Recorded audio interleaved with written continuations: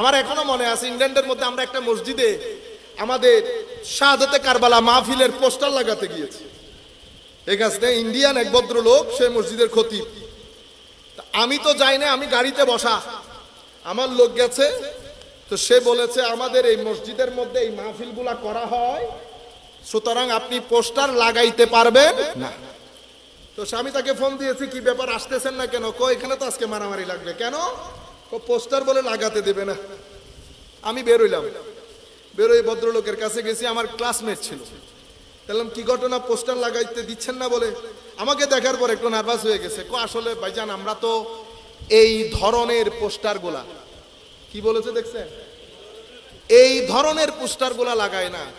তা আনলাম, পাশে জিমের পোস্টার লাগানো আছে। কিসে জিম করে না পোলাপাইন, ব্যায়াম ব্যায়ামের পোস্টার লাগানো আছে। 10ই কারবালার মাহফিলের পোস্টার এই ধরনের হয়ে গেছে।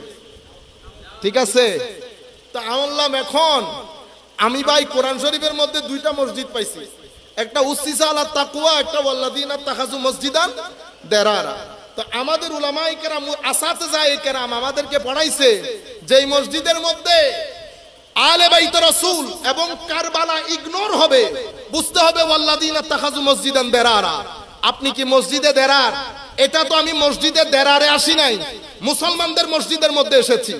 হয় এখানে আজকে ডিবেট হবে, হয় এখানে হয় লাগাইতে দেবেন আমি চলে যাব, নতুবা আমি অত্র এলাকার সমস্ত উলামায়ে কেরাম আপনি ডাকেন, আপনি ফয়সালা দিবেন শরীয়তের দৃষ্টিতে এটা না জায়েজ। শরীয়তের দৃষ্টিতে এটা জিমের পোস্টার লাগানো জায়েজ, ইমামে হুসাইনের মস্তক কাটা ওই কাহিনী উম্মতকে শোনানো এটা না জায়েজ। তখন বলার পরে উনি ওনার কমিটির ভয় পেয়ে গেছে একটু, পরবর্তীতে উনি জিনিসটা লাগাইতে দিছেন, তাও কি এক সাইডে করে।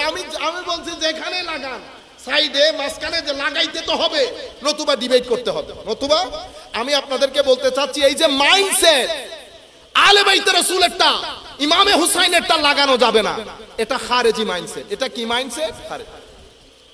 আমাদের এখানে এই মাইন্ডসেটকে ট্যাকল করার জন্য আরেকটা মাইন্ডসেট সোসাইটির মধ্যে এসেছে। সেটা কি? সাহাবায়ে কেরাম জুলুম করেছে আল্লাহ রাসূলের উপর। ওমর নাউজুবিল্লাহ এত কম। এটাকে বলি শিয়া মাইন্ডসেট। কি মাইন্ডসেট? শিয়া।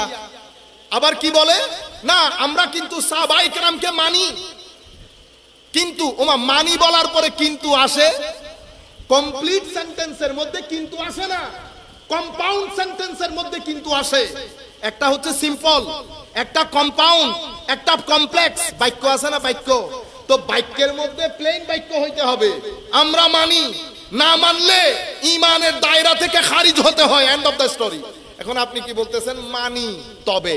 তো মানি বলার পরে and, but, or, yet, and, so, therefore, এই কথাগুলো যে বাক্যের মধ্যে আসবে সেটা কখনো প্লেন বাক্য হবে? গন্ডগোল করে ফেলছেন।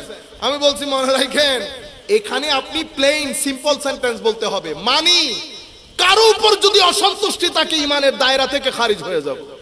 আপনারা বুঝতে পেরেছেন? এখন আমরা কি করি? আমরা হযরতে মুআবিয়া রাদিয়াল্লাহু তাআলা আনহুকে টার্গেট করে নেই ওদিক দিয়ে ঢুকার জন্য, অন্য কোন দিক দিয়ে ঢুকতে পারবো না, ওই দিক দিয়ে ঢুকার জন্য।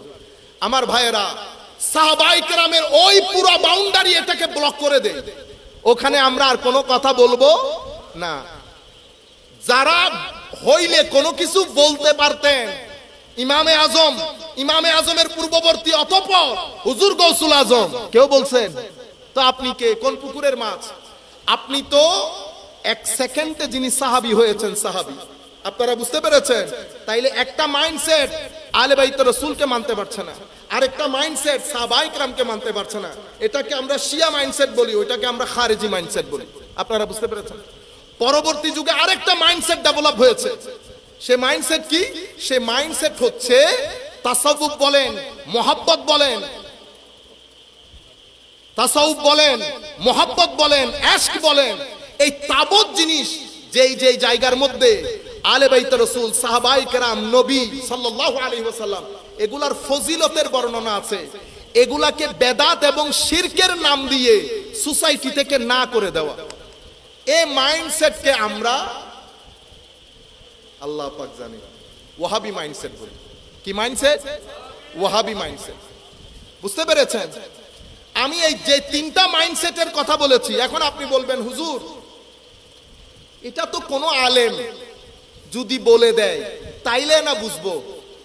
আলেম না হলে আমি এই উনি ওয়াহাবি মাইন্ডসেটের কিনা, কারণ উনি তো নামাজ আপনার চেয়ে বেশি পড়েন, সুন্নতের রাসূলের পেরোবি আপনার চেয়ে বেশি করেন, আমরা বুঝবো কি করে? আমার আল্লাহ উম্মতকে, আল্লাহর বান্দাদেরকে কোনো কষ্টে রাখেন নাই। আল্লাহ জিনিসটা ক্লিয়ার করে দিয়েছেন। কি? চেহারার মাধ্যমে। কিসের মাধ্যমে? যতই নামাজ পড়েন চেহারা অন্ধকার, চেহারা।